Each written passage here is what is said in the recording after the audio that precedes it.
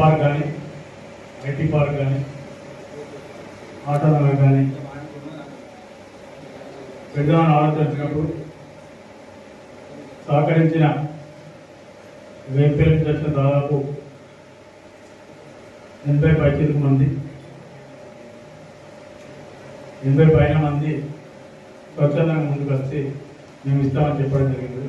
అదేవిధంగా ముల్కాల నుంచి కూడా 57 మంది ఉంటే 52 మంది కూడా మేము ఇస్తామని చెప్పడం జరిగింది. మిగతా వాళ్ళు ఎవరు కూడా ఇస్తామని చెప్పి చిన్న చిన్న దాంట్లో వాళ్ళు వస్తుంది.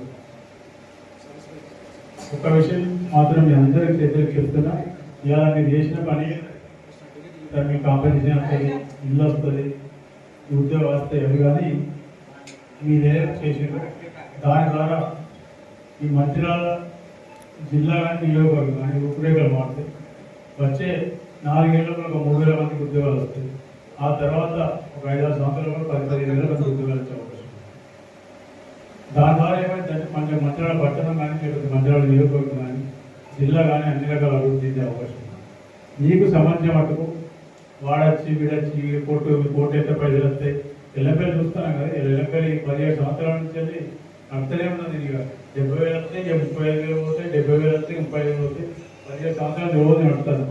ఇవాళ బయట వాళ్ళు వచ్చి వీళ్ళకి చెప్పేది మీ మీద ప్రేమ కాదు, వాళ్ళ బాధ ఏంటంటే వీళ్ళు ఎవరు లేని మధ్యలో మీరు నేనే ఉన్నా, అధికారులు మీ భూములు పోతానే మీరు వచ్చి సంతకాలు పెట్టి ఎవరు రూపాయి ఇస్తే దగ్గర తీసుకున్నారు.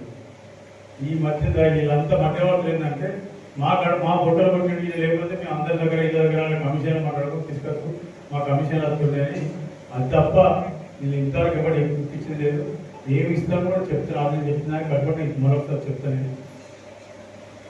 ఇవాళ దాదాపు 81 మంది హాజీపూర్ నుంచి మన ఎంపీ నుంచి 76 మంది వచ్చిండ్రు. మిగతా వాళ్ళు ఏదో వేరే కార్యక్రమం చెప్పి